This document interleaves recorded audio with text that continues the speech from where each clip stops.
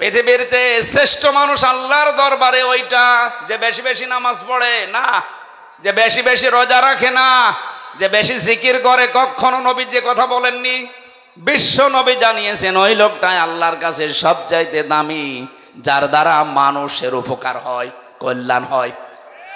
আর এই পৃথিবীতে মানুষের কল্যাণের জন্য সব চাইতে বড় মাধ্যম আল্লাহর বিধান। এটা যতদিন পর্যন্ত না আসবে ততদিন মানুষের আসল যে কল্যাণ এটা সাধন করা সম্ভব না। আজ আংশিক আমাদের কাছে আছে, এই জন্য আমরা আংশিক কল্যাণ পাই। প্রতিষ্ঠিত না হবে বাস্তব যে কল্যাণ, আকাশের দরজা জমিনের বরকতের দরজা খুলে যাবে, এটা আপনি দেখতে পাবেন না।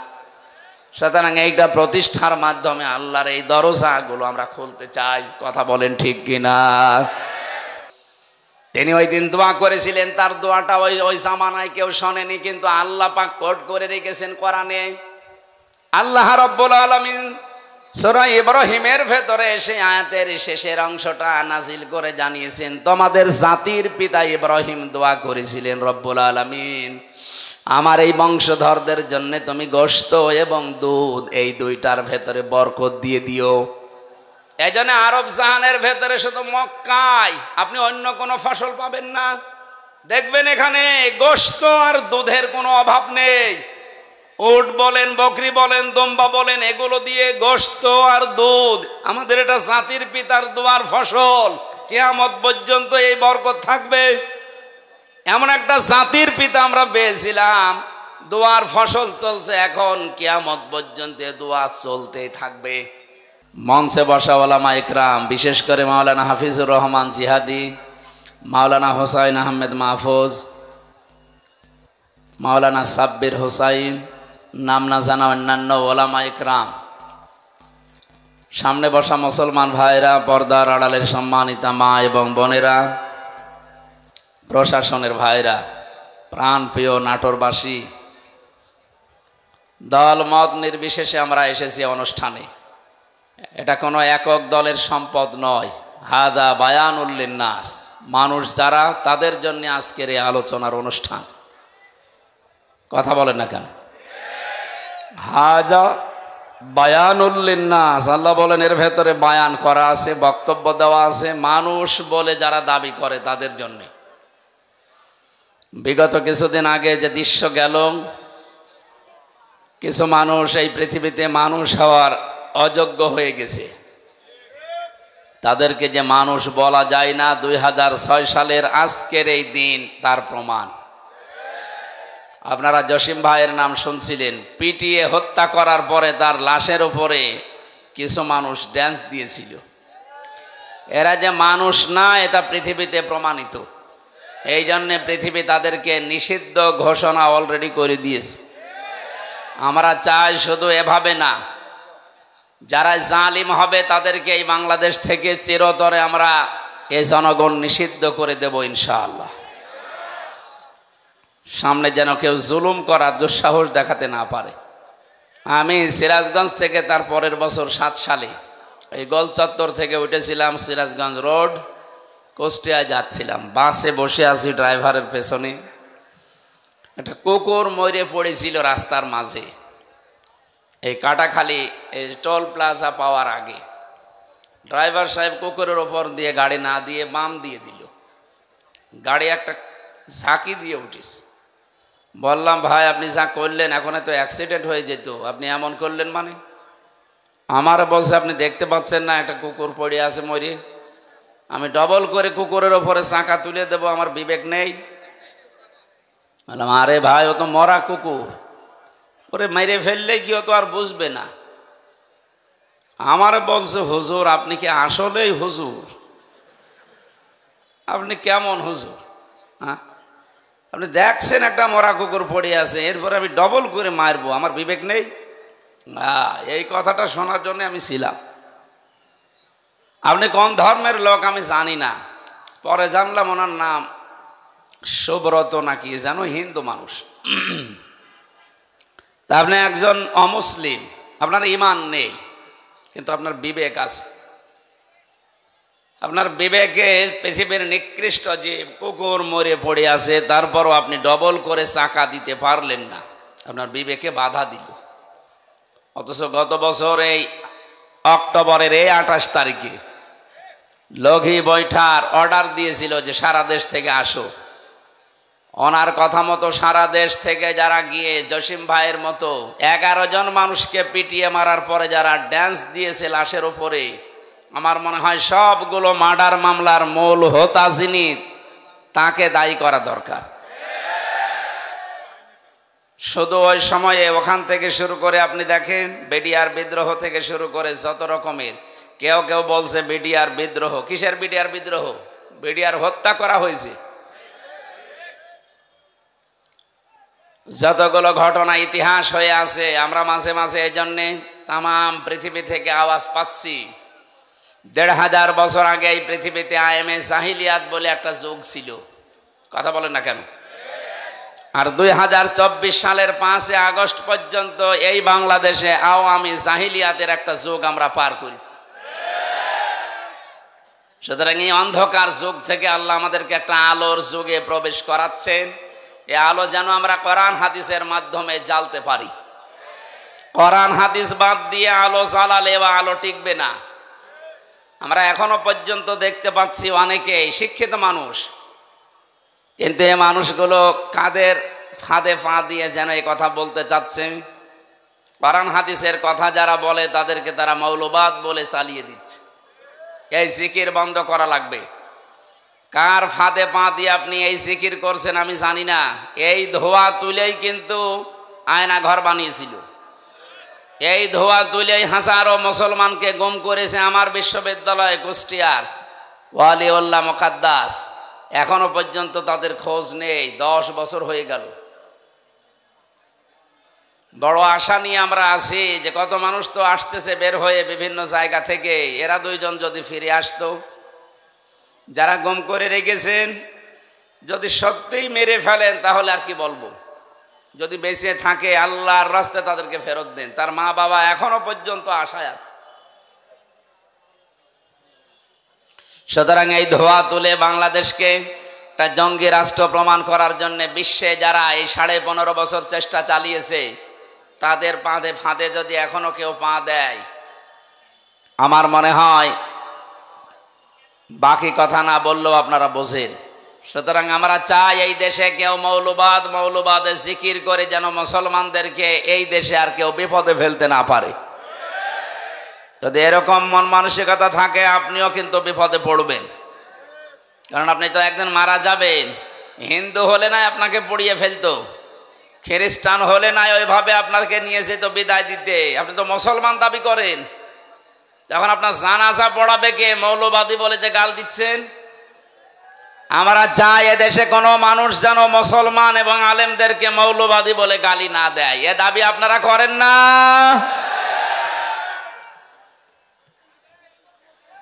এই জন্য 2006 সালের অক্টোবরের 28 তারিখে যারা নৃশংসতার শিকার হয়ে জীবন দিয়ে গেল, আওয়ামী জাহিলিয়াত। আয়ামে জাহিলিয়াত ছিল 1500 বছর আগে। 6 সাল থেকে শুরু করে 24 সাল পর্যন্ত আওয়ামী জাহিলিয়াত আমরা পার করেছি। এটা যে একটা অন্ধকারের যুগ, এতে কোনো সন্দেহ আছে আমাদের? কোনো সন্দেহ নেই। একটা অন্ধকারের যুগ পার করলাম, সব ছিল অন্ধকারের ভেতরে। আল্লাহ আমাদেরকে অন্তত একটা আলোর মুখ দেখানোর চেষ্টা করে দিয়েছেন, বাস্তবতা দিয়েছেন সামনে, আমরা যেন এটা ধরে রাখতে পারি। এই জন্য কোরআনে কারিমের আলোচনাগুলো বেশি বেশি হওয়া দরকার, কারণ কোরআন হচ্ছে আলো। কোরআন কি? আল্লাহ বলেন হাযা বায়ানুল লিন্নাস, এটা মানুষের জন্য বক্তব্য। ওয়া হুদান, এটা পথ নির্দেশিকা। ওয়া মাউইযাতুন, এটা উপদেশ। লিল মুত্তাকিন, যে মানুষগুলো মুত্তাকি দাবি করে তাদের জন্য। আমরা যেহেতু আল্লাহর বান্দা মুসলিম, এদেশে 96% আমরা বাস করি, সেই হিসাবে কম বেশি আমরা সবাই মুত্তাকি। কিন্তু স্তর আছে, কেউ উপরে থাকবে, কেউ মাঝে থাকবে, কেউ নিচে থাকবে। জান্নাতের স্তর যেমন 8টা, মুত্তাকিদের স্তরও ওইরকম 8টা। যে যেই ধরনের মুত্তাকি হবে আল্লাহ তাকে ওই স্তরে জান্নাতে রাখবেন। আমরা যেন জান্নাতুল ফেরদাউসে যাবার মতো মুত্তাকি হতে পারি, বলেন আমিন। দরবারে ইলাহিতে শুকরিয়া আদায় করেন তো আলহামদুলিল্লাহ। দরুদ আর সালাম পড়ছি আমাদের নবী মুহাম্মদুর রাসূলুল্লাহ সাল্লাল্লাহু আলাইহি ওয়াসাল্লামের প্রতি। কথা বলতে গেলে কিছু মানুষের মনের ভেতরে খটকা লাগে, না জানে আবার বিরুদ্ধে চলে যায় কিনা। আরে ভাই, আমি কোরআন দিয়ে কথা বলি। কোরআনের কথা শুনলে ভয়ে থাকবে, আতঙ্কে থাকবে তো তারা যারা মুনাফিক। আপনি কি মুনাফিক? ওই জামানায় এই সিস্টেম ছিল, যখনই কোনো আয়াত নাজিল হতো মুনাফিক যারা নামধারী মুসলমান ওপরে ওপরে ঘোষণা দিত কালেমার, ভেতরে ভেতরে তারা ছিল কপটতাকারী, তারা ছিল সংকীর্ণ মনের, কালো রোগ বিশিষ্ট অন্তর নিয়ে তারা বাস করত। নবীকে দেখাতো আসি, পেছনে যে আবু জেহেলের সাথে লাইন করত।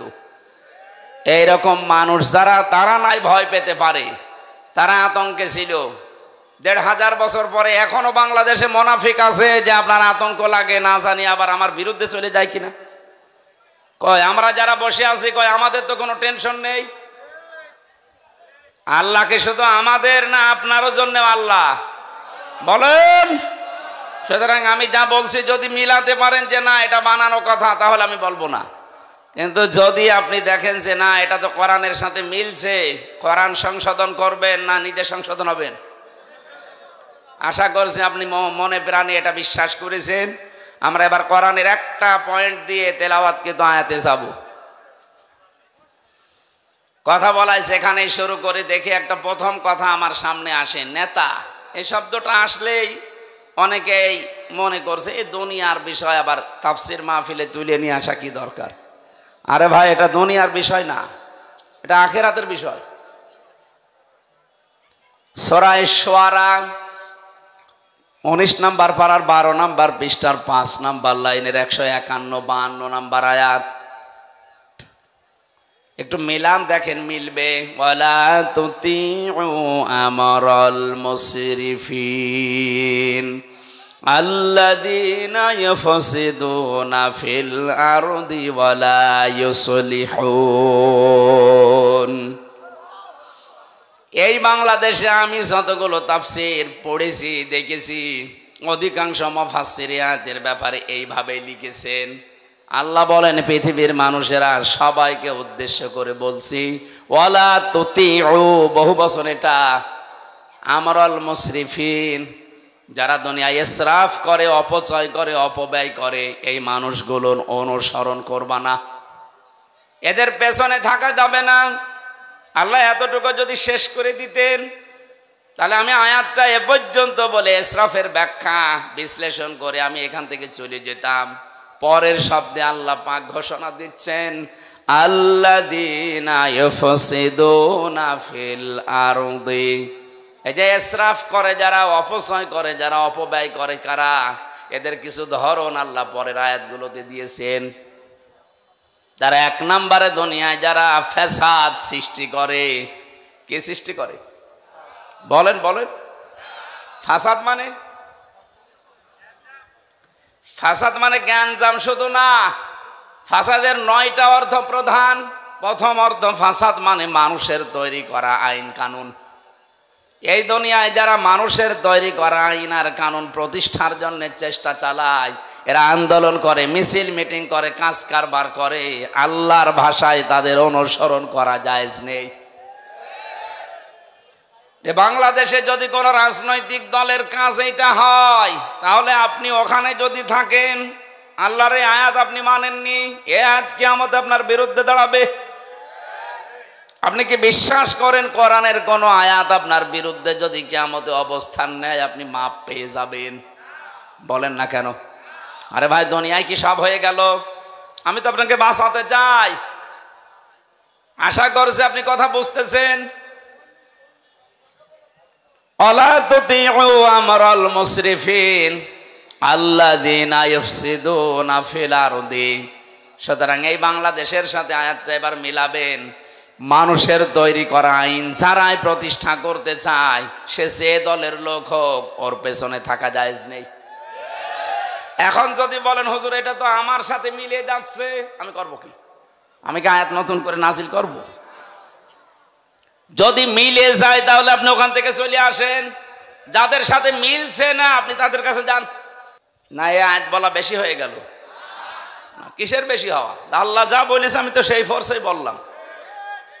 এখন মানা না মানা আপনার বিবেকের ব্যাপার।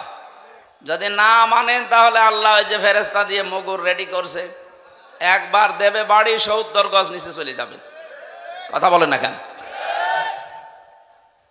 হ্যাঁ, ধারণা আসতে পারে আমি নামাজ পড়ি, আমি রোজা রাখি, আমি চিল্লায় যাই, তারপরও মানে আপনার নামাজ রোজা আপনার চিল্লা নেওয়ার জন্য আল্লাহ বসে আছে। এইটাই যদি হতো তাহলে লূত নবীর স্ত্রী, তাকে আল্লাহ জাহান্নামে দিত না। সে নবীর স্ত্রী, তার নিজের দোষ ছিল না, কিন্তু সে তলে তলে এমন মানুষদেরকে সাপোর্ট করত যারা চরিত্রহীন, যারা আল্লাহর বিধান পাল্টিয়ে পুরুষে পুরুষে বিয়ে করত। এই মানুষগুলোর সাপোর্ট করার কারণে নবীর স্ত্রীকে যদি আল্লাহ জাহান্নামে দেয়, আজ যারা আল্লাহর আয়াতের পরিবর্তে মানুষের তৈরি করা আইন কানুন প্রতিষ্ঠা করতে চায়, তারাও ওই লূত নবীর জামানার উম্মতের মতোই। তারা আল্লাহর বিধান পাল্টিয়েছে, আর আপনি আল্লাহর বিধান বাদ দিয়ে নতুন করে আর একটা বিধান প্রতিষ্ঠা করতে চান। বিষয় একই। উনি নবীর স্ত্রী, চরিত্রহীন মানুষদেরকে সাপোর্ট করার কারণে যদি জাহান্নামে যায়, হামজা চরিত্রহীন মানুষদেরকে, যারা আল্লাহর আইন মানে না, আল্লাহর বিধানের পরিবর্তে অন্য বিধান নিয়ে আসে, এদের চরিত্র পৃথিবীর সবচাইতে খারাপ, কারণ এরা ফ্যাসাদ সৃষ্টিকারী। এই কথা বলেন না কেন? আমি ইঙ্গিত দিলাম, আশা করি আপনি বুঝেছেন। এরপরও যদি কেউ না বোঝার ভান করে থাকেন, মোনাজাতের পরে আসেন, আপনার কানের কাছে মুখ নিয়ে বলছি, জোরে তো আর বলা যাচ্ছে না।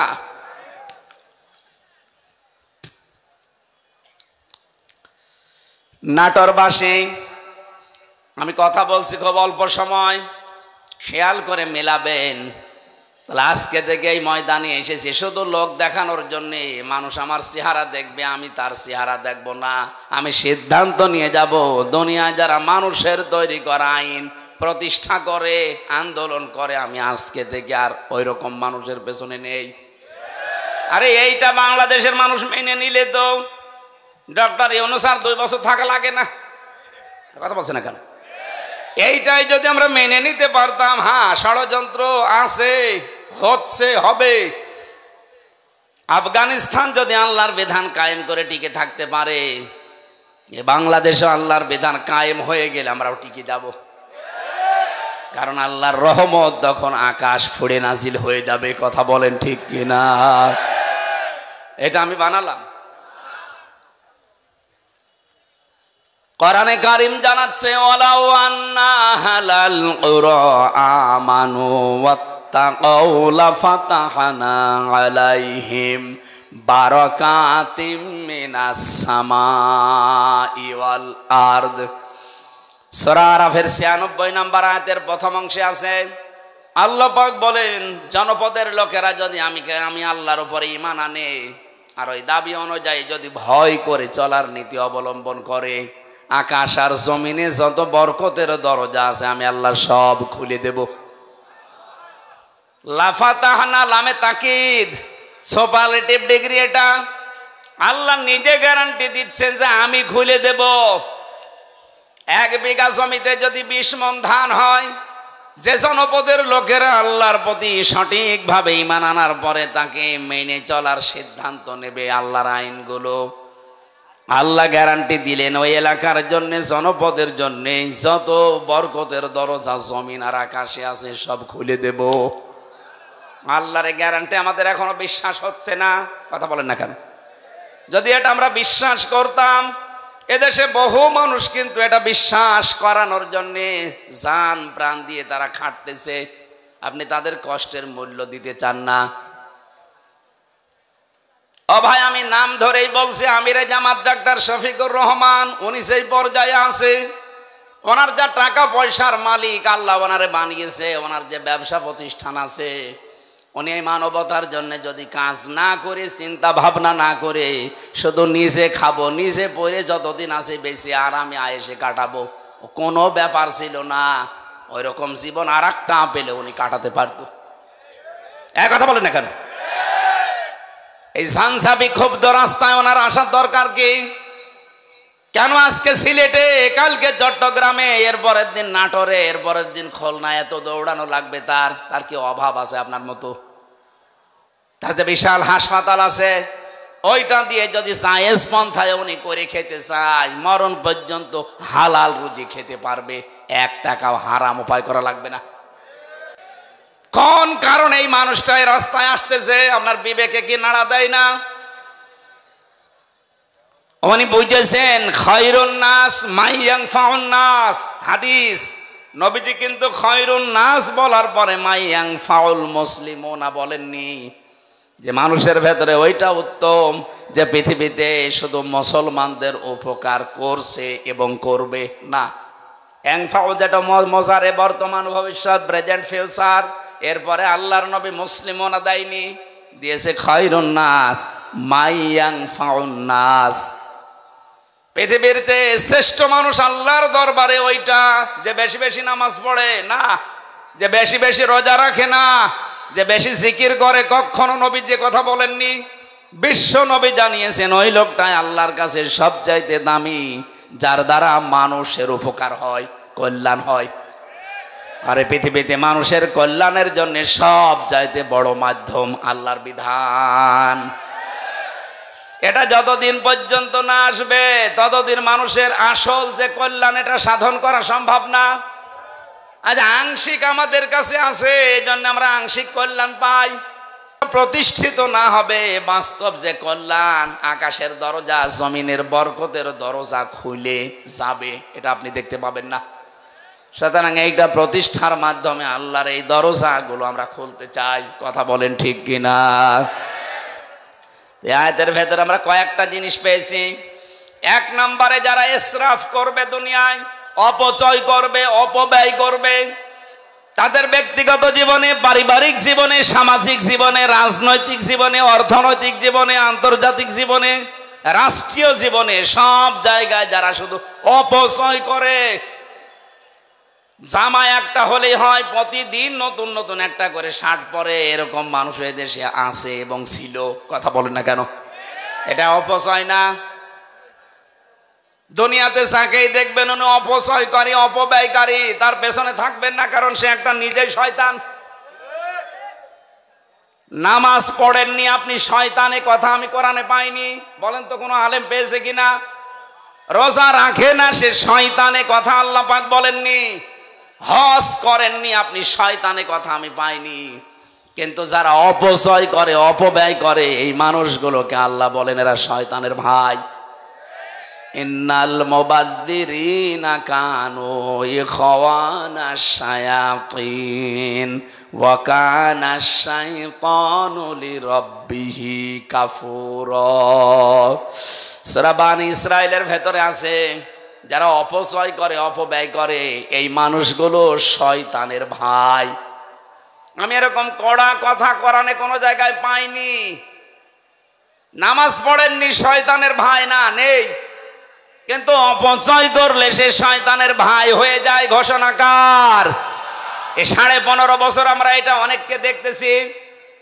এই 15.5 বছরের ভেতরে যত অপচয় হয়েছে, অপব্যয় হয়েছে, এগুলো যদি অপচয় অপব্যয় না করে শুধুমাত্র জনগণের জন্য, রাষ্ট্রের কাজের জন্য ব্যবহার করতেন, আল্লাহর কসমে এই দেশটা কিন্তু দাঁড়িয়ে যেত। আমরা তো এইটাই চাচ্ছি, অপচয় অপব্যয় বন্ধ করেন, সত্য এবং ন্যায়কে দেশে প্রতিষ্ঠা করে দেন। যা আছে এইটা নিয়ে আল্লাহ দেশ দাঁড় করিয়ে দেবে। নবীজিকে আল্লাহ বলেছিলেন, হে নবী আপনি এখান থেকে চলে যাচ্ছেন, কিন্তু এই দোয়াটা করেন আমার কাছে, আকুর রব্বি আদখিলনি মাদখালা সিদকি ওয়া আখরিজনি মুখরাজা সিদকি ওয়া জাআলনি মিন লাদুনকা সুলতানান নাসীরা। এই শেষের যে কথাটা, আল্লাহ তুমি আমাকে এমন একটা রাষ্ট্র ক্ষমতা দান করো যেখানে তোমার সাহায্য থাকে। আমার তো মনে হচ্ছে দেশে একামতে দিনের দায়িত্ব যারা পালন করে, তাদের একটা মানুষকে মুখ দিয়ে যদি বলাতে পারেন, তারা যদি বলে আমরা জামাতে ইসলামের প্রতিষ্ঠা চাই, আমি আজকে থেকে তওবা করে ফিরে আসবো। আপনি যাকেই জিজ্ঞাসা করে সে জীবনেও বলবে না আমরা জামাত ইসলামের প্রতিষ্ঠায় দেশে চাই, তারা বলতে বাধ্য হবে আমরা আল্লাহর কোরআনের প্রতিষ্ঠা চাই। এইটাই তো আসল বিষয়। আল্লাহর কোরআনে কারিম যদি দেশে প্রতিষ্ঠিত সত্যি হয়ে যায়, আমি আপনাকে গ্যারান্টি শুধু না অনেকেই দিচ্ছে, এদেশে চাঁদাবাজি থাকবে না। আজ আমরা অনেকে আতঙ্কে আছি, বাইরে গেলে অনেককে মেরে ফেলছে মানুষ বিভিন্ন কায়দায়। এই গ্যারান্টি কোরআনে কারিম দিয়েছে ১৫০০ বছর আগে। ফামান তাবিআ হুদায়া ফালা খাউফুন আলাইহিম ওয়ালা হুম ইয়াহজানুন। আমার পাঠানো হেদায়েত যদি কেউ অনুসরণ করে চলতে পারো, আমি আল্লাহ গ্যারান্টি দিচ্ছি কোনো ভয় থাকবে না, কোনো চিন্তা থাকবে না। স্বাধীন হয়েছে ঠিক, কিন্তু এখনো ভয় আছে না নেই? এখনো অনেক আমি জাহিলিয়াত যারা, এ মানুষগুলোর কারণে এখনো ভয়ে ভয়ে আছি। এই ভয়টা থাকবে না যদি এটা কায়েম হয়ে যায়। এই জন্য আমরা গ্যারান্টি দিতে পারি, এটা কায়েম করে দেন। আল্লাহর ঘোষণা মিথ্যা হবে না। তখন আপনি ঘরের ভেতরে যেভাবে নিরাপদে আছেন, রাস্তাঘাটে ওভাবে নিরাপদে থাকবেন। আমরা এটা চাই না, বলেন বলেন। আজ বিভিন্ন দ্রব্য মূল্যের ঊর্ধ্বগতি বাড়তেছে, এইটাও বন্ধ হওয়া সম্ভব। ফালিয়াবুদু রাব্ব হাযাল বাইত আল্লাযী আত'আমাহুম মিন জু' ওয়া আমানাহুম মিন খাউফ। আল্লাহ বলেন ঘরের মালিকের ইবাদত করো। এ ঘরের মালিকের ইবাদতের তাফসিরে পড়েছি, আল্লাহর আইনগুলো একটু মেনে চলার চেষ্টা করো ব্যক্তি, পরিবার, সমাজ, রাষ্ট্রে। দেখবা দুনিয়াতে খাবারের অভাব হবে না, কোনো ভয়ও থাকবে না, খাবারের অভাব হবে না। আমাদের জাতির পিতা হযরত ইব্রাহিম আলাইহিস সালাম, এই তথ্যটা জানা দরকার অনেকের। হযরত ইব্রাহিম নবী আলাইহিস সালাম যেদিন বিবি হাজেরা এবং ইসমাইলকে রেখে আসেন এই মরুভূমির ময়দানে, সেদিন তিনি দোয়া করেছিলেন, মাবুদ তুমি আমার এই বংশধর যাদেরকে রেখে গেলাম, তিনি তো কথা মুখ দিয়ে উচ্চারণ করতে পারছিলেন না। খাদিজা হাজেরা রাদিয়াল্লাহু তাআলা আনহা যখনই জিজ্ঞাসা করেছে, স্বামী এটা কি নিজের সিদ্ধান্তে রেখে যাচ্ছে না আল্লাহর সিদ্ধান্তে? ৮০ বছর পর একটা সন্তান আল্লাহ দিয়েছে, সেই সন্তানকে পর্যন্ত তিনি মরুভূমিতে রেখে যাচ্ছেন আল্লাহর নির্দেশ মতো। ওই সময় তিনি কথার মুখ দিয়ে বের হয়নি, আকাশের দিকে আঙ্গুল দিয়ে বলেছিলেন হ্যাঁ আল্লাহর অর্ডারে। তিনি ওই দিন দোয়া করেছিলেন, তার দোয়াটা ওই জামানায় কেউ শোনেনি, কিন্তু আল্লাহ পাক কোট করে রেখেছেন কোরআনে। আল্লাহ রাব্বুল আলামিন সূরা ইব্রাহিমের ভেতরে সেই আয়াতের শেষের অংশটা নাজিল করে জানিয়েছেন, তোমাদের জাতির পিতা ইব্রাহিম দোয়া করেছিলেন, রব্বুল আলামিন আমার এই বংশধরদের জন্য তুমি গোশত এবং দুধ এই দুইটার ভেতরে বরকত দিয়ে দিও। এই জন্য আরব জাহানের ভেতরে শুধু মক্কায় আপনি অন্য কোনো ফসল পাবেন না। দেখবেন এখানে গোশত আর দুধের কোনো অভাব নেই। উট বলেন, বকরি বলেন, দম্বা বলেন, এগুলো দিয়ে গোশত আর দুধ, আমাদের এটা জাতির পিতার দোয়ার ফসল। কিয়ামত পর্যন্ত এই বরকত থাকবে। এমন একটা জাতির পিতা আমরা পেয়েছিলাম, দোয়ার ফসল চলছে এখন, কিয়ামত পর্যন্ত দোয়া চলতেই থাকবে।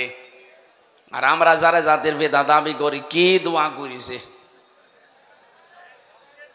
আমি নিচে নামলাম না। আমার ভাইরা, আমি যেটা বোঝাতে যাচ্ছিলাম, যখন ইব্রাহিম নবীর নাম এসেই গেছে, আর একটা পয়েন্ট বলছি, ওয়াজতাবাকুম ওয়া মা জাআলা আলাইকুম ফিদ্দীনি মিন হারাজ। আল্লাহ বলেন তিনি সে আল্লাহ যিনি তোমাদেরকে নির্বাচিত করেন। নাটোরবাসী সাফ করে জবাব দেবেন, নির্বাচিত করা হয় মানুষদেরকে কোন পদ্ধতিতে? নির্বাচনের মাধ্যমে। নির্বাচিত হতে হলে কি করা লাগে? নির্বাচন। বলেন বলেন, আরো জোরে বলেন। নির্বাচন না করে কেউ নির্বাচিত হতে পারে? অথচ আমাদের কপাল খারাপ, এই 15.5 বছরে নির্বাচন পদ্ধতি ধ্বংস করে দিয়েছে। আমরা নির্বাচিত হব কি করে? এজন্য এতদিন যারা 15.5 বছরে ছিল একটাও নির্বাচিত না। নির্বাচন হওয়ার আগে 154 জন হয়ে যায়, আবার নির্বাচন যেদিন হবে তার আগের রাতে হয়ে যায়। আপনি কি রাগ করলেন? এ যে দেবা শব্দটা আয়াতে আছে সূরা হজ 78 নম্বর আয়াতের মাঝের অংশে আছে। আল্লাহ বলেন আমি নির্বাচনের মাধ্যমে তোদেরকে নির্বাচিত করেছি, আমি করেছি। হোয়াজতাবাকুম, তোমাদেরকে আমি আল্লাহ নির্বাচিত করেছি। তাফসিরে পড়েছি নির্বাচিত করা লাগে নির্বাচনের মাধ্যমে। যারা নির্বাচন ব্যবস্থায় ধ্বংস করে দিলেন, আপনার এই আল্লাহর এই আয়াত মানেননি। এক কথা বলেন না কেন? এই পদ্ধতিটা ফিরিয়ে আনা দরকার। আশা করছি যারা দায়িত্বে আছে একটা সম্মানজনক সময় নিয়ে তাড়াতাড়ি নির্বাচন দিয়ে এদেশের মানুষকে এই জনগণের দ্বারা নির্বাচিত হওয়ার সুযোগ করে দেন। একটা নির্বাচিত সরকার যতদিন না আসবে ওদের ওই ষড়যন্ত্র কিছু বসে নেই, চলতেছে। সূক্ষ্ম কিছু বিষয় এখানে আছে। নির্বাচিত সরকারের কাছে নির্বাচনের মাধ্যমে ক্ষমতা দিয়ে দেন, এদেশে যে ষড়যন্ত্র চলছে এটা থেমে যাবে, দেশটা আবার দাঁড়িয়ে যাবে ইনশাআল্লাহ। এরপরের শব্দে আল্লাহ জবাব দিয়েছেন ওমা জাআলা আলাইকুম ফিদ্দীনি মিন হারাজ। দিনের উপরে চলতে গিয়ে যে বাধা বিপত্তি আসবে, যদি নির্বাচিত তোমরা হয়ে যেতে পারো, তোমরা যদি বাছাই হতে পারো, ছাঁটাইয়ের ভেতরে না পড়ো, যত বিপদ আপদ আসবে আমি আল্লাহ নিজে দূর করে দেব। এই জন্য নির্বাচনের মাধ্যমে নির্বাচিত হয়ে কোন মানুষ যদি আল্লাহর বাছাইয়ের ভেতরে পছন্দের ভেতরে পড়ে যায়, আর কোন মানুষ যদি ছাঁটাইয়ের ভেতরে কাটার ভেতরে পড়ে যায়, এদের কপাল খারাপ। আমরা যারা এই দেশে আল্লাহর বিধানকে জারি করার জন্যে আল্লাহ পাক কর্তৃক মনোনীত নির্বাচিত বাছাইকৃত হয়ে পড়েছি, জীবনের কিচ্ছু চাই না। আমরা যেহেতু বাছাইকৃত হয়েছি, আল্লাহ পাক অবশ্যই তার জান্নাত আমাদেরকে দেবেন। ওয়ালিয়া'লামাল্লাহুল্লাযীনা আমানু ওয়া ইয়াত্তাখিযা মিনকুম শুহাদা ওয়াল্লাহু লা ইউহিব্বুয যালিমিন। তোমাদের ভেতরে যার ঈমান এবং অ্যাক্টিভিটিসগুলো আমার কাছে পছন্দ হয়, তাকে আমি আল্লাহ সাধারণভাবে বিছানায় ফেলে মরণ দেই না। ওর মরণ হয় আমি আল্লাহর দরবারে শাহাদতের মরণ। বলেন আল্লাহু আকবার। এজন্য আমাদের জীবন আমরা যখন পড়েছি কুল ইন্না সলাতি ওয়া নুসুকি ওয়া মাহইয়ায়া ওয়া মামাতি লিল্লাহি রাব্বিল আলামিন, এটা যেহেতু আমি মন দিয়ে মনে প্রাণে মুখ দিয়ে উচ্চারণ করে বিশ্বাস নিয়ে পড়েছি, সুতরাং দুনিয়া একদিকে হয়ে গেলেও এই রাস্তা থেকে আমারে কেউ সরাতে পারবে না। আমার জীবনের টার্গেট এইটা। আমি নামাজ পড়ি যার জন্যে, আমি বেঁচে আছি যার জন্যে, মারাও যাব তার জন্যে। আমার যে নুসুক, আপনি তাফসিরে দেখবেন নুন সিন কাফ, নুসুক শব্দের অর্থ তিনটা। এক নম্বরে নুসুক মানে এই যে রক্ত প্রবাহিত করা হয়, এর নাম আরবিতে নুসুক বলে, যেটা কোরবানি বলে জানি। 2 নম্বরে হজের ক্রিয়াকলাপ কার্যক্রম। 3 নম্বরে ইবাদত বন্দেগী।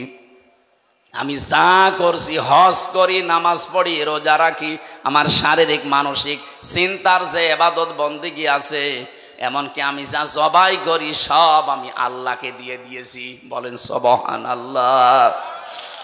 আমাদের জীবনে হতাশা বলে কিছু নেই, কারণ হতাশা থাকবে তাদের জীবনে যে মানুষগুলো আল্লাহর এই নামাজকে আদায় করবে না।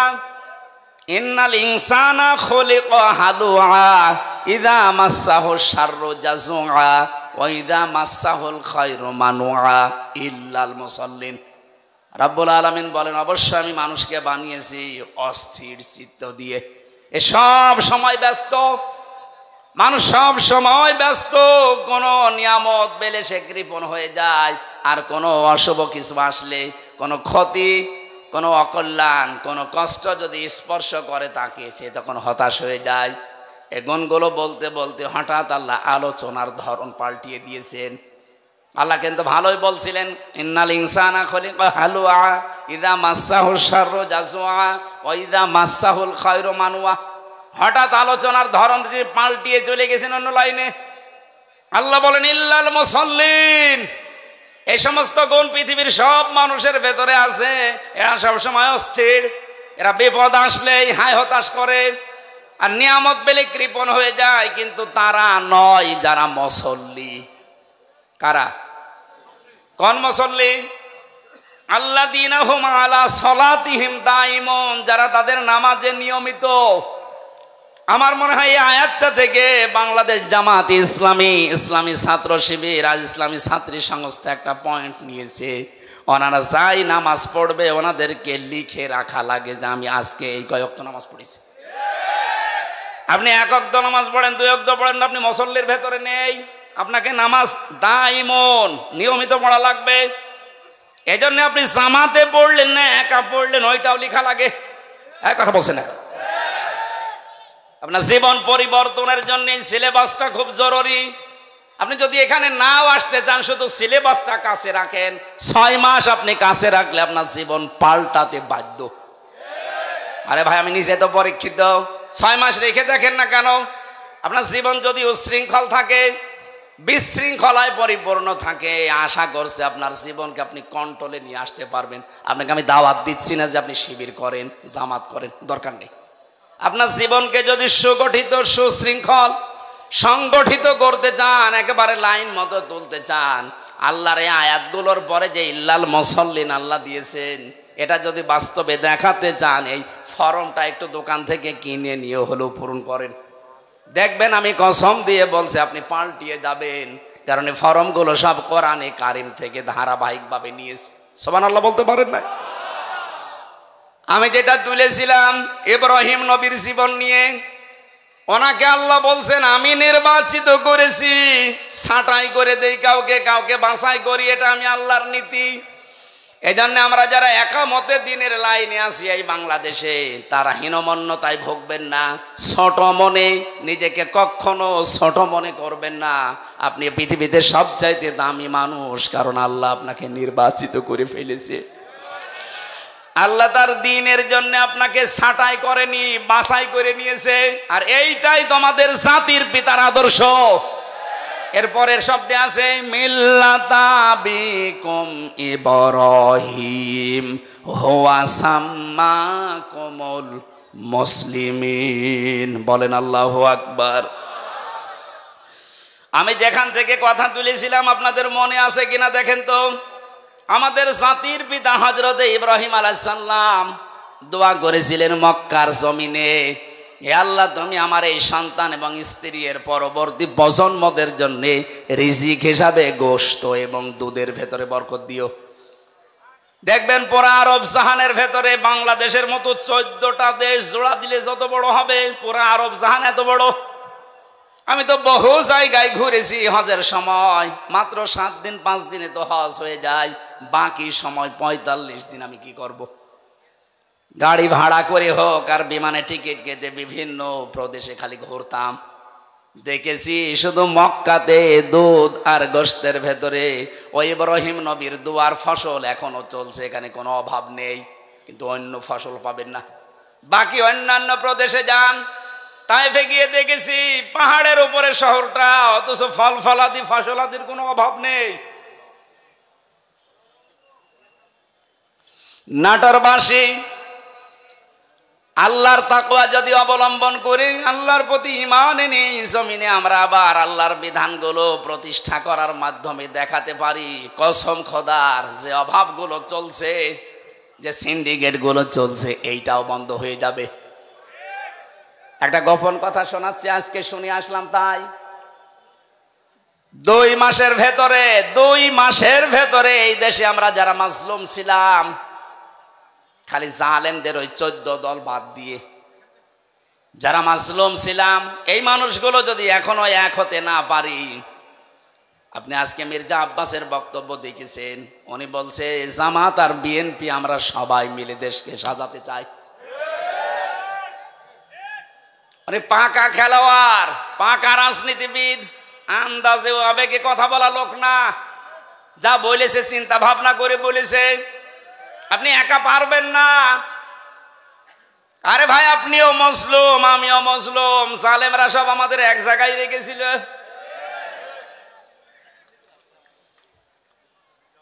আমি অবদান স্বীকার করি, এই জন্য শুকরিয়া আদায় করছি। জনাব তারেক জিয়া সাহেবের পিএস আমার সাথে 3 বছর ছিল পাশে।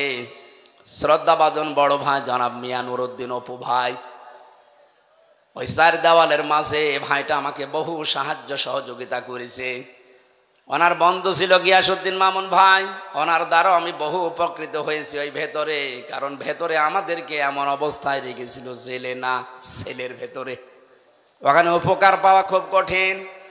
সবচাইতে বেশি উপকার পেয়েছি শাইখুল হাদিস আল্লামা মামুনুল হক হাফিজাহুল্লাহর কাছ থেকে। এই লোকটা যেহেতু আমার পাশের রুমে 3 বছর ছিল, বহু কষ্ট আমার জন্য স্বীকার করেছে। এই 3টা বছর আল্লাহ যেন পরিপূর্ণ উজরত দুনিয়া আখেরাতে পরিপূর্ণ করে দেন, বলেন আমিন। 2 মাসের ভেতরে যদি আপনি এখনো নিজেকে সংশোধন করে পথে আসতে না পারেন, এই যে কোরআন আমার সামনে, আল্লাহর কসম ওহুদের ময়দানের মতো আবার বিপর্যয় আসতেছে। ওহুদের ময়দানের ঘটনা কি? প্রথম দিকে কিন্তু মুসলমানেরা বিজয় পেয়ে গিয়েছিল, কথা বলেন না কেন? বিজয় পাওয়ার পরে যখন আনন্দে আত্মাহারা হয়ে গনিমতের মাল গোছানোর জন্য, জোগাড় করার জন্য, নেওয়ার জন্য ব্যতিব্যস্ত হয়ে পড়েছে, তখনই কিন্তু মারা পড়েছে, কথা বলেন না কেন? 5 আগস্টের পর থেকে বিজয় পেয়ে অনেকে এখন ওই সাহাবীদের মতো শুরু করেছে, গনিমতের মাল পেয়েছে যেখানে যা। আর এই সুযোগে খালিদ বিন ওয়ালিদের মতো অনেকেই কিন্তু ঘুরে বেড়াচ্ছে। এই জন্য আমরা মুসলিম যারা আছি সব এক হয়ে যেতে চাই। এই কথা বলছেন আমার? মুসলিমদের কোনো দল নেই, মুসলিমরা সব এক। আপনার বিরুদ্ধে 313টা মামলা ছিল, আমার বিরুদ্ধে 50টা মামলা ছিল। আপনি তাকান, এখানে যত মানুষ বসে আছে ওই 14 দল বাদ দিয়ে প্রত্যেকের অবস্থা একই। আমাকে যিনি খাবার দিয়ে যেত, বললাম ভাই কয়টা মামলা, কি করেন? বলে বাড়ি বড়গোনায় বিএনপি করি। 313টা মামলা। বলেন তো, 313টা মামলা দিয়েছি ওরে। ওরা মুসলিম মানুষ না? আমার তো মনে হচ্ছে 1500 বছর পরে বাংলাদেশে এখন উহুদের ময়দান কায়েম হয়েছে। এখন আমরা যদি শিক্ষাটা নিতে না পারি, আমরা কিন্তু ধরা খাবো, কেউ বাঁচাতে পারবেন আমাদেরকে। সুতরাং আমরা সাবধান। মির্জা আব্বাস সাহেবের কথাটাকে বারবার গুরুত্ব দেন, নয়তো আপনি আনন্দে আত্মহারা হয়ে থাকবেন। খালিদ বিন ওয়ালিদের মতো মানুষ পাহাড়ের পাদদেশ থেকে চুরি করে এসে একেবারে কচু কাটা করে শেষ পর্যন্ত বিজয় ছিনিয়ে নেবে। আমরা অন্তত এইটা সামনে হতে দিতে চাই না। এই কথা বলেন না কেন? জালেম যারা ছিল আর ওদের দোসর, ওদের কথা বাদ দিলাম, বাকি আমরা যারা মজলুম, সে যে দলের লোক হন, মাজলুমদের কোনো দল এখন আর নেই। মাজলুমদের একটাই দল, যেহেতু এখন স্বৈরাচার নেই, আমরা সব মাজলুম, আমরা দেশকে সাজাতে চাই। আর আমরা অন্য ধর্মের মানুষের তুলনায় এদেশে মুসলিম বেশি, এই হিসাবে বলছি। অন্য ধর্মের লোক যদি 96% থাকতো, আমি এটা বলতাম না। যেহেতু এখানে 96% আমরা আর যাই করি মুসলিম, কথা বলেন না কেন? এই পরিচয় থেকে আপনি বের হয়ে যেতে পারবেন যে না আমি ফুল হাতা, বলতে পারবেন? আমরা হাফ হাতা, কথা বলছেন না কেন? এখানে ফুল হাতা আছেন, কোনটা হাত তোলেন তো? নেই,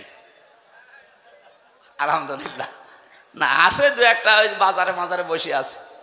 তো এখানে কোন ফুল হাতা আছে? সব কি হাফ হাতা? কয়েকটা থাকতে পারে, ওই যে ওইটা এখনো তো দেয়নি, দু একটা আছে, ওগুলো দিয়ে দেবেন। কিন্তু আমরা যারা হাফ হাতায় আছি, সত্যি কথা বলছি, আমাদের এই পরিচয় দেওয়াই লাগবে, আমি মুসলিম। নামাজ রোজা হজ যাকাত হয়তো কম বেশি হয়ে যায় আমাদের, কিন্তু এই পরিচয় দেওয়া লাগবে না যে আমার নামের আগে মোহাম্মদ আছে, আমার নামের আগে সিরি আছে, কথা আমি লিখতে পারবো। কথা বলেন না কেন? সুতরাং যারা মুসলিম এই শব্দটা লেখেন যে মোহাম্মদ, আমির, হামজা, তাদের এখন সব এক হওয়া লাগবে, সব একদিকে চলে যাক। এই 15.5 বছরের স্লোগান ছিল যে আমরা স্বৈরাচার বাদ দিয়ে সব এক, সেই সুযোগ আল্লাহ তৈরি করে দিয়েছে। সুতরাং আমরা সব এখন কি এক? বলেন বলেন। এক হওয়ার জন্য যেই সামনে যে বিষয়গুলো রাখা লাগে তার ভেতর অন্যতম কোরআনে কারীম। আর কোরআন বলছে দুনিয়ায় যারা ইসরাফ করবে, অপচয় করবে, অপব্যয় করবে, আপনারা তাদের সাথে থাকবেন না। এখন আপনি ভাগ করে নিন। এখন হওয়ার পরে এখন দেখবেন যে আপনি চূড়ান্ত ভাবে থাকবেন কাদের সাথে। 2 নম্বরে যারা ফাসাদ সৃষ্টি করে। ফাসাদ মানে কি বললাম? ফাসাদের 9টা অর্থের প্রথম অর্থ এটা, যারা মানুষের তৈরি করা আইন কানুন প্রতিষ্ঠা করতে চায়, আপনি আর সামনে তাদের সাথে থাকতে পারবেন না। দেখবেন আস্তে আস্তে সব মুসলিম এক হয়ে গেছে। আল্লাহ আমাদেরকে আয়াতটা মেনেছে। আমি আয়াতটা কি বানালাম? বলেন। এটা আছে সূরা শুআরার 151 152 নম্বর আয়াত। এই জন্য নেতৃত্ব এটা কিন্তু শুধু দুনিয়ার বিষয় হলে আমি কোনো অনুষ্ঠানে বলতাম না। কিছু মানুষ গীবত করে বাইরে বসে বসে, হুজুর শুধু নেতৃত্বের কথা বলে। আরে ভাই, এটা তো আমার জীবনের সাথে আখিরাতের সাথে সম্পর্কিত। 2 নাম্বারটা বলছি, 27টা পেয়েছি আমি, সব বাদ দিলাম। এইটা শেষ করে আমি তাফসিরে যাব। আপনারা আছেন তো? আছেন, আপনারা আছেন। 2 নম্বর হচ্ছে, আমি আয়াতটা আগে দলিল বলি, এরপরে আপনি দেখবেন সূরা নিসা 5 নম্বর পারার 2 নম্বর পৃষ্ঠা 11 নম্বর লাইনের 34 নম্বর আয়াতের প্রথম অংশে আছে, আর রিজালু কাওয়ামুনা আলান নিসা। আল্লাহ পাক বলেন এই পৃথিবীতে নেতৃত্ব দেবে পুরুষেরা, মেয়েরা থাকবে তাদের আন্ডারে। এই আয়াতটা বানিয়েছে কে? না আমি এখন বানালাম? কথা বলেন কে? এই আয়াত দ্বারা প্রমাণিত নেতৃত্বের ভার পড়বে পুরুষের উপরে, আর মেয়েরা থাকবে তাদের আন্ডারে। এই আয়াত যদি আমরা 100 ভাগ বিশ্বাস করি, এখানে যারা আছেন সারা বাংলাদেশে যেহেতু 96 ভাগ মুসলমান, এই হিসাবে বড় আশা নিয়ে আয়াতটা পড়লাম। আগামী কিয়ামতের আগ পর্যন্ত বাংলার চেয়ারে কোনো মহিলা যেন নেতৃত্বে বসতে না পারে। হ্যাঁ, পুরুষ মানুষ আসুক, কথা বলেন না কেন? যেই মহিলা থাকবে সেখানে আপনি থাকবেন না। এটা মনে হয় রাজনীতি হয়ে গেল। হ্যাঁ, এটা রাজনীতি। এবার আল্লাহকে আজকে রাতে জিজ্ঞাসা করবেন, আল্লাহ সূরা নিসার 34 নম্বর আয়াতের প্রথম অংশ মনে হয় ঠিক হয়নি, কারণ আমাদের দেশে এটা আছে, আপনি এ কি করলেন? এটা অন্তত তুলে সৌদি আরবে দিয়ে দেন, হবে? আয়াতের ব্যাখ্যা একটা হাদিস পড়েছি, এই যে আমরা সফল হতে পারি না কেন, নবীজি বলেন, ক্বালান নবিয়্যু সাল্লাল্লাহু আলাইহি ওয়াসাল্লাম, লা ইউফলিহা কওমুন, ওই জাতি কখনো সফল হচ্ছে না, হবে না, যে জাতির নেতৃত্বে আছে, নেতা হয়ে আছে কোনো মহিলা।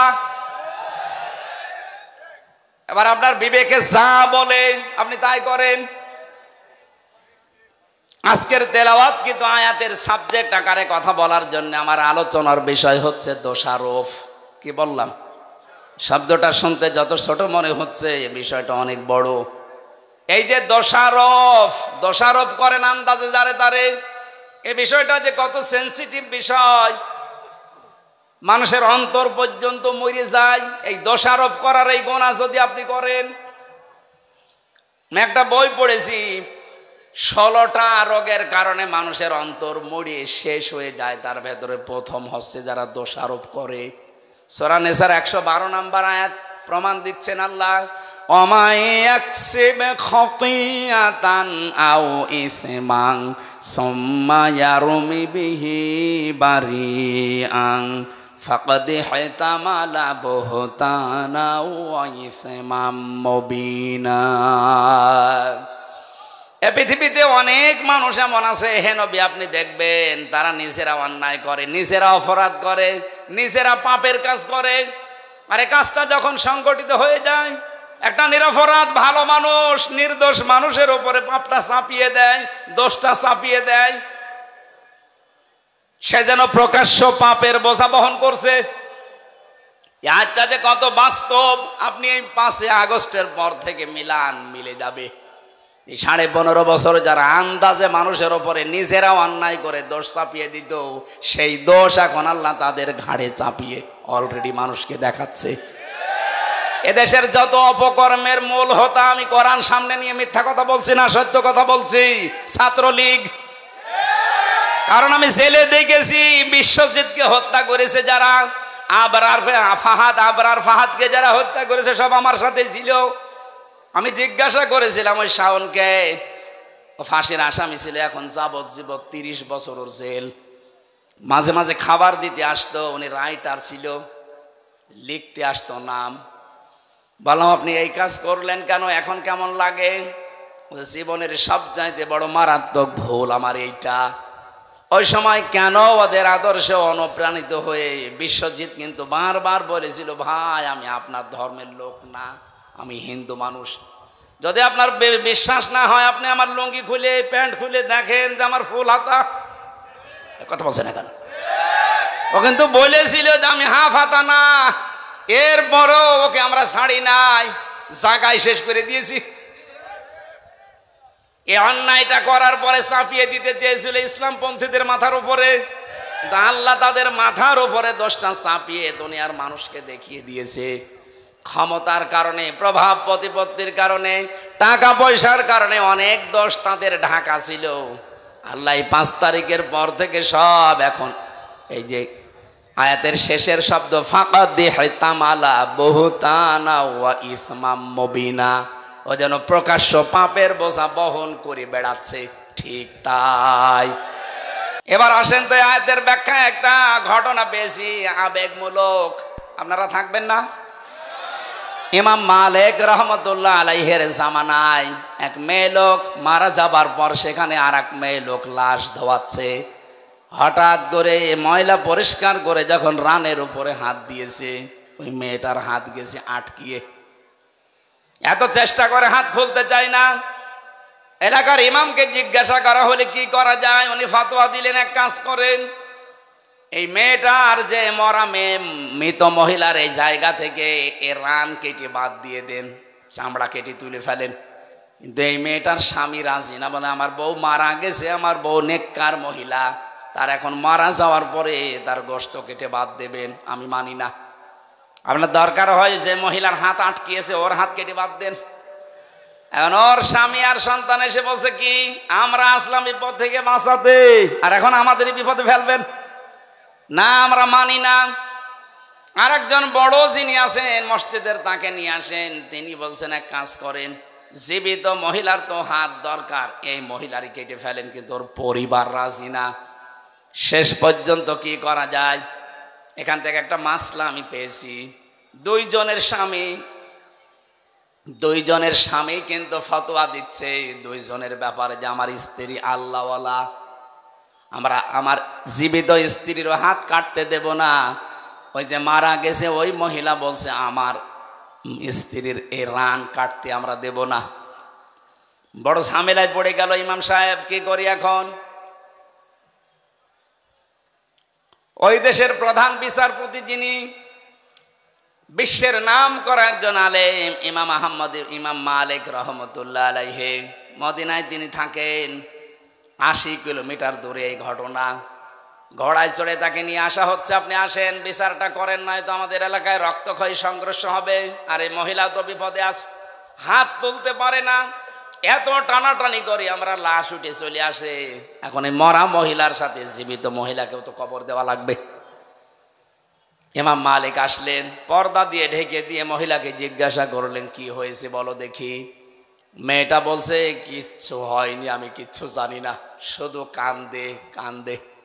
ইমাম মালিক বলেন, কান্দা বন্ধ করো, সত্যি করে বলো আমার কান্দে কিন্তু কোরআন আর হাদিসের রাডার আছে, তুমি যদি সত্যি নাও বলো আমি ধরে ফেলবো। মেয়েটা ভয়ে ভয়ে তখন বলছে, হ্যাঁ আমি একটা কাজ করেছি। একে যখন ধোয়াচ্ছিলাম হঠাৎ করে ধোয়ানোর শেষ পর্যায়ে এর রানের উপরে হাত দেওয়া অবস্থায় একটা মন্তব্য আমি এর উপরে নিক্ষেপ করেছিলাম। মনে মনে বলেছিলাম যে তোমার চেহারা তো সুন্দরী আছে, কিন্তু তোমার ভেতরের অবস্থা খারাপ, তোমার চরিত্র খুব খারাপ। এই যে দোষটা আমি তার উপরে দিয়েছি, এটা আন্দাজে না, এটা আমি একবার দেখে তারপরে দোষ দিয়েছি। আমি কিছুদিন আগে এই মহিলার জীবিত থাকা অবস্থায় দেখেছি তার সাথে বাড়িতে একটা পুরুষ মানুষ ঢুকছিল। তো পুরুষ মানুষটা যে কে ওই সময় ওই দিন ওই তারিখের উল্লেখ করে, কিন্তু আমি ওই সময় বুঝি না যে কে। আমি একটা আন্দাজে ধারণা, তার উপরে ধারণা নিক্ষেপ করেছি, তোমার চরিত্র ভালো না। এ কথাটা বলার পরে তার স্বামীর পক্ষ থেকে জিজ্ঞাসা করছে, অমক তারিখে অমক দিনে কে কে বাড়িতে এসেছিল? জানা গেল ওই মেয়েটার সাথে ওই তারিখে ওই সময় যেটা এসেছিল ওই মেয়েটার নিজের আপন ভাইয়ের ছেলে। ভাইয়ের ছেলে এই মেয়েটার কি হয়? ফুফু। কি হয় বলেন? বলেন, কিচ্ছু লাগবে না, ফুফু হয়। আমরা জানি কোরআন হাদিস পড়ে একজন মহিলার সাথে 14 জন পুরুষ মানুষ দেখা করতে পারে। কয়জন? বলেন বলেন। তার ভেতরে আপন ভাইয়ের ছেলে একজন, কারণ এর সাথে এই মহিলার বিয়ে করা, বলেন না কেন? যার সাথে বিয়ে করা হারাম সে তো মাহারাম। তার সাথে ওই মেয়েকে আমি ঢুকতে দেখেছি, আমি তো বুঝি নাই, আমি মনে করছি কোন পুরুষ মানুষ নিয়ে ঢুকতেছে। এই যে একটা নেককার মহিলা সতী সাধবী মেয়ে লোকের ওপরে একটা তকমা লাগিয়ে দিলাম, একটা দোষ তার উপরে নিক্ষেপ করলাম। আমার মনে হয় আল্লাহ পাক আমার কারণে এই গুনার শাস্তি আমাকে দুনিয়ায় দেখিয়ে দিয়েছে। কারণ কোনো মানুষ যদি কোনো মানুষের ওপরে আন্দাজে অপবাদ দেয়, সে যেন নিজেই ওই পাপের বোঝা বহন করে নিয়ে বেড়ায়। এখন পাপের বোঝা কি? এইটাই আমার হাত আটকিয়েছে, আল্লাহ আর খুলতে দেয় না। ইমাম মালিক ডাক দিয়ে বলে, প্রমাণ যেহেতু হয়েছে, তুমি আন্দাজে একটা ধারণা নিক্ষেপ করলে, দোষ চাপিয়ে দিলে নিরপরাধ মানুষের ওপরে, এর শাস্তি জানো। মান সালিমাল মুসলিমুনা মিন লিসানিহি ওয়া ইয়াদিহি। খেয়াল করেন, নবীজি বলেন ওইটাই তো আসল মুসলমান, যার হাতের দ্বারা মুখের দ্বারা অন্য মুসলমান শান্তিতে থাকে, নিরাপদে থাকে। তুমি হাত দেওয়ার সঙ্গে সঙ্গে হাত আটকিয়েছে এমনি না, কারণ মুখ দিয়ে এই কথা তুমি নিক্ষেপ করেছো অন্তরের দ্বারা যে মহিলার চরিত্র ভালো না। বিনা কারণে বিনা অপরাধে একটা নিরপরাধ মেয়ে লোকের উপরে এই 10টা চাপিয়ে দেওয়ার কারণে মহান আল্লাহ তোমাকে আটকিয়ে দিয়েছে। তোমার যেহেতু কোনো সাক্ষী নেই, কোরআনে কারিম জানিয়েছে সতী সাধবী কোনো মানুষের উপরে, মেয়ে লোকের উপরে কেউ যদি জেনার তহমত দেয়, ব্যভিচারের তহমত দেয়, তার চরিত্রের উপরে কলঙ্ক দেয়, কমপক্ষে তার 4 জন পুরুষ মানুষের সাক্ষী হাজির করা লাগবে। কয়জন? আরো জোরে বলেন।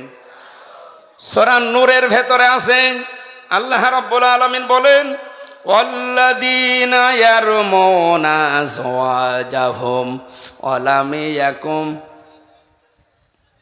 والذين يرمون المحصنات ثم لم يأتوا بأربعة شهداء فاجلدوهم 80 جلدة ولا تقبلوا لهم شهادة أبدا وأولئك هم الفاسقون।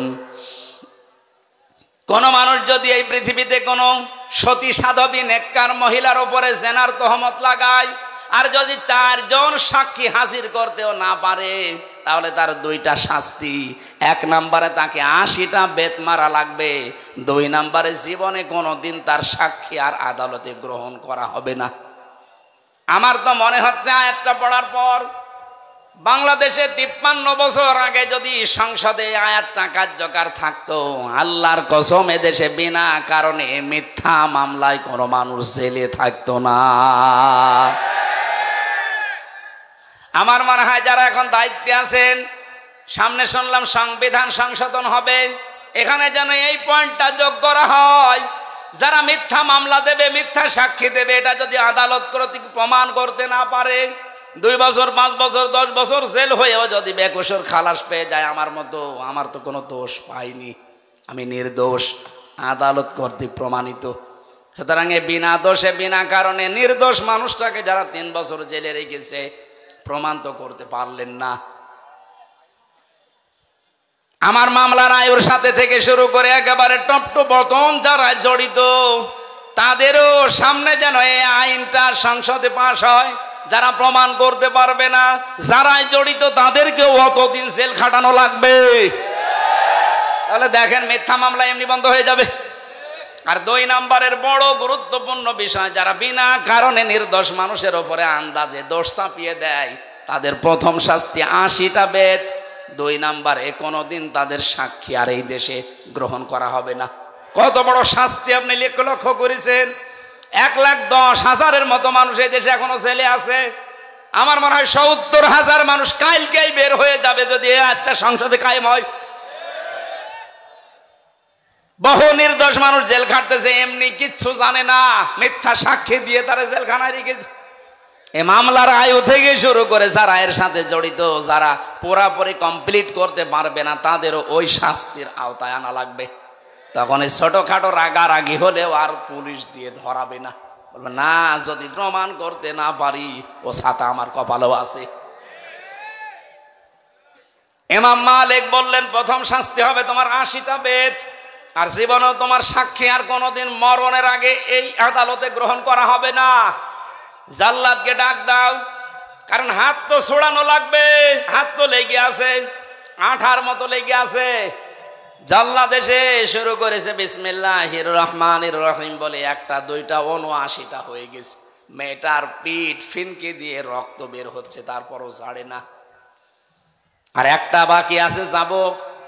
ইমাম মালিক ডাক দিয়ে বললেন জাল্লাদ অবস্থা কি? পর্দার আড়াল থেকে জবাব দিচ্ছে, ইমাম সাহেব অবস্থা খারাপ, আর একটা বাকি আছে কিন্তু হাত ওই অবস্থায় আছে। ইমাম মালিক বললেন না, কোরআন মিথ্যা হতে পারে না, কোনো দিন কোরআনে কারিমে কোনো মিথ্যা কথা আল্লাহ দিতে পারেন না। ওয়া তাম্মাত কালিমাতু রাব্বিকা সিদকাও ওয়া আদলা লা মুবাদদিলা লিকালিমাতিহি ওয়া হুয়াস সামিউল আলিম। আল্লাহ পাক বলেন আমার এই কোরআন পরিপূর্ণ করার সত্য দিয়ে কিয়ামত পর্যন্ত কোনো মিথ্যা এর ভেতরে প্রবেশ করতে পারবে না।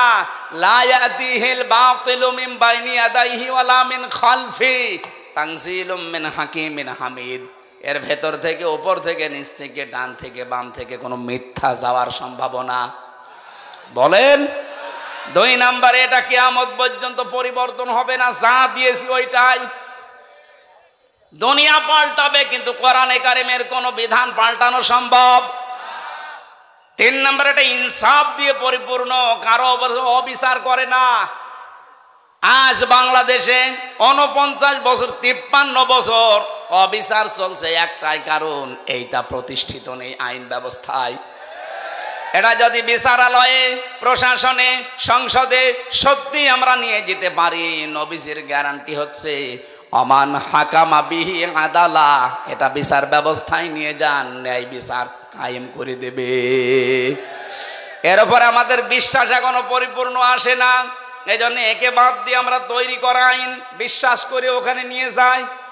মানুষের তৈরি করা আইনগুলো ওখানে যাবার পরে দেখা যায় ন্যায় বিচারের তুলনায় আরো দিন দিন অবিচার বেড়ে যাচ্ছে।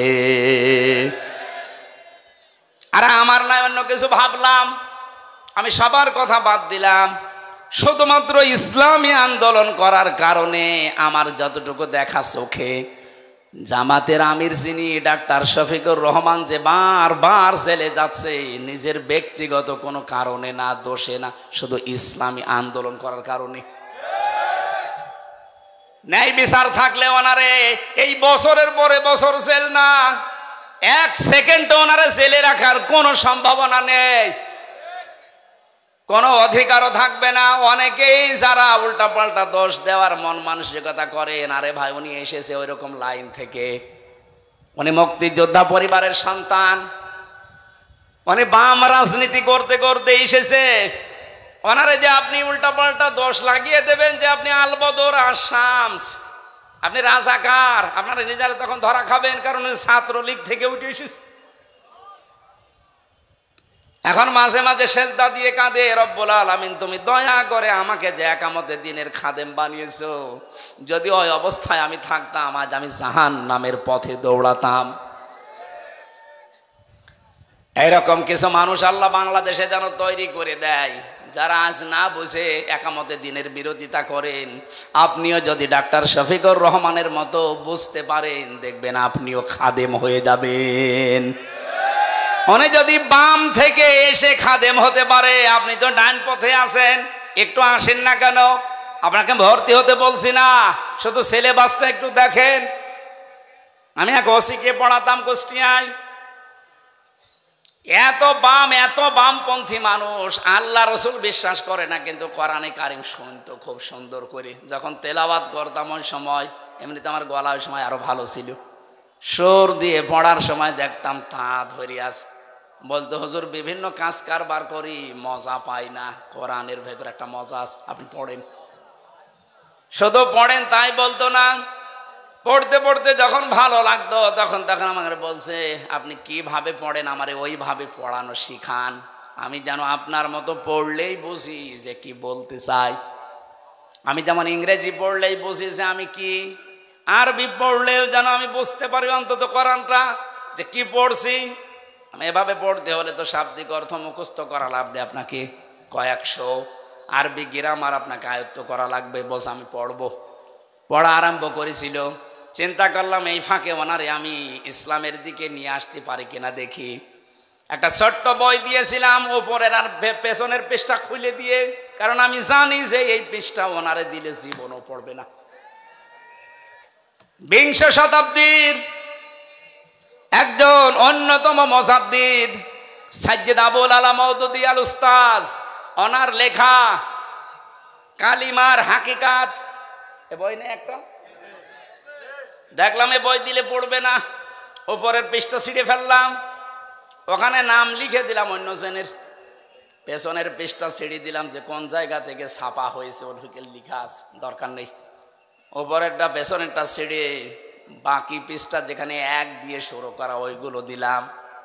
চিন্তা করলাম লেখক কার নামে দিয়ে একজন মহিলার নাম লিখে দিলাম। অনেক পড়ার পরে বসে নাই, প্রথমে বললাম স্যার কি করেছেন, বলছে পড়েছি, ভালোই তো লাগছে, এই লেখক তো অনেক উচ্চ মানের লেখক। উনি নিজেও শিক্ষিত মানুষ, লন্ডন থেকে পড়াশোনা করা মানুষ। ওই সময় বাংলাদেশে যত ওসি ছিল সব চাইতে বড় শিক্ষিত ওইটা, উনি অ্যাডভোকেট, এদিকে লন্ডন থেকে অনার্স মাস্টার্স করে এসেছে, এইরকম মানুষ।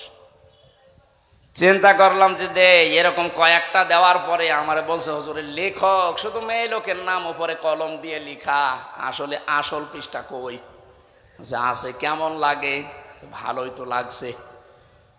আমি তো বহু বই পড়েছি জীবনে, কিন্তু এর লেখার মান অনেক উপরে, উচ্চাঙ্গের লেখক। এ লেখকের নাম কি? লেখকের নাম বললে আপনি এনার লিখিত বই আরো পড়বেন তো? হ্যাঁ পড়বো। যেই নাম বলেছি সে বই আর দেবেন না, বই দেবেন না মানে ঠিক আছে, আপনাকে ওনার লেখা আর দেব না। আরো লিখিত বই আছে আমার ভার্সিটিতে, আমি এনে দেই, তখন আমি ফার্স্ট ইয়ারে, নিয়ে আসে। একামতের দিন এই বইটা আমি নিজে 14 বার পড়েছি। মরহুম অধ্যাপক গোলাম আজমের লেখা রহমতুল্লাহ আলাইহি। চিন্তা করলাম এটা দিলেও পড়বে না, কারণ এর নামের আগে দেখলেই ছিঁড়ে ফেলে দেবে। প্রথম পৃষ্ঠা, দ্বিতীয় পৃষ্ঠা, তৃতীয় পৃষ্ঠা ছিঁড়ে ফেললাম, ওখানে আমার নাম লিখে দিলাম যে দেখি পড়ে কিনা। কিন্তু আমার তো ওই যোগ্যতা হয়নি, ফার্স্ট ইয়ারে পড়ে ওই বই লেখা কিয়ামতের আগেও সম্ভব না। কি করি, এ তো পড়তে যাবে না। এই দিনের এখানে 19টা অর্থ দেওয়া আছে। উপমহাদেশে যে সমস্ত আলেমগুলো দিনের একামতে দিনের কাজ করে তাদের কেন মানুষ শত্রুতা করে, আর যারা খেদমতে দিনের কাজ করে তাদের কোনো শত্রুতা করে না কেন, এর বিস্তারিত লেখা আছে ওর ভেতরে। পড়াটা বললাম পড়ে আমার শোনাবেন আগামী সপ্তাহে, প্রতি সপ্তাহে একবার যেতাম পড়াতে। পড়াটা উনিও শেষ করে আমার বলছে হুজুর এ লেখকে তো ভালো, এই লেখককে। আমি না, আপনি এটা লিখতে পারেন না, কারণ এই লেখকও অনেক উচ্চাঙ্গের, এনার ভাষা রচনা শৈলী খুব সুন্দর। দিনের অর্থ এতদিন যা বুঝতাম এখন দেখছি না, আসলে তো ওইটা দিন না। ওখান থেকে একটা সাবজেক্ট বানিয়েছিলাম আমি। এই যে প্রচলিত যে ধারণায় তাওবা, জিকির, এরকম প্রায় 43টা বিষয় নিয়ে ভেজাল আছে আমাদের বাংলাদেশ, ভারত আর পাকিস্তানে। ওই সময় একটা আলোচনা দিয়েছিলাম যে স্যার এই আলোচনাটা আপনি দেখবেন। পড়াটা দেখার পরে আমারে বলছে এতদিন আমি কি মনে করতাম আর এখন আমি কি দেখছি। পরবর্তীতে দেখলাম ট্রান্সফার হয়ে গেছে, এখন আর পরিচয় নেই, যোগাযোগও নেই। ওই সময় যা শুরু করেছিলাম আমার তো মনে হচ্ছিল ওরে যদি আমি একটা বছর এভাবে টিপস দিতে পারতাম আমার আল্লাহ ওকে ডাক্তার শফিকুর রহমানের মতো ঘুরিয়ে দিত।